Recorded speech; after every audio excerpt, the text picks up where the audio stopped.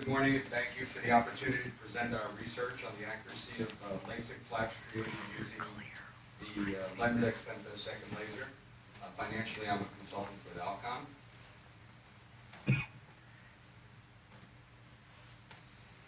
Over the past 15 years, femtosecond lasers have been used with increasing frequency for flap creation. As you know, some advantages include clean and customizable flaps with geometrically precise cuts. In addition, the IOP is lower during the procedure than with bladed microkeratomes, and this results in more patient comfort. The LensX laser was initially introduced for cataract surgery in 2010. The flap maker was released on a limited basis in 2013 and 14. Our study was designed to provide relevant clinical data relating to the LensX flap creation. The data was collected at the time of surgery and at the 1 and 3 month postoperative visits. The study was a prospective, dual-center study and open-label. The participants were non-randomized, but were selected based on strict inclusion-exclusion criteria. 34 patients were enrolled, 30 patients met the inclusion criteria and had bilateral surgery. 29 patients completed the study for a total of 58 eyes. The results were evaluated for 1, flap thickness, accuracy, and precision, measured using anterior segment OCT, the relative ease of flap dissection, stromal bed quality, and the amount of OBL graded by the surgeon at the time of surgery. And lastly, refractive outcomes were evaluated at 3 months. The LensX is a very simple laser to use. You can easily adjust between cataract and flap settings.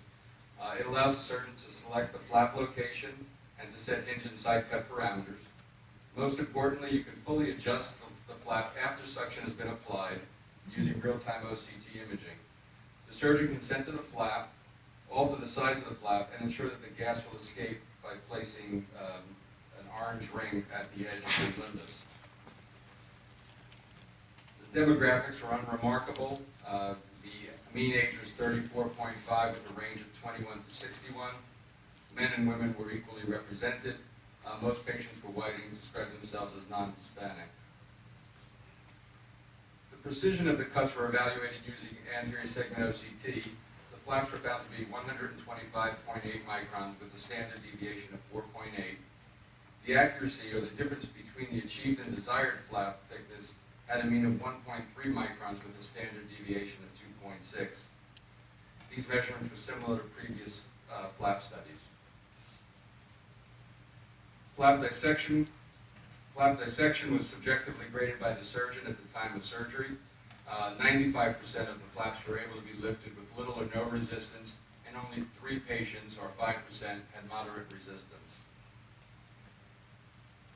Stromal bed quality was uniformly smooth in 100% of eyes. OBL was present in a very slight manner, 1 to 24% of the eye, in 27%, and 73% had no OBL.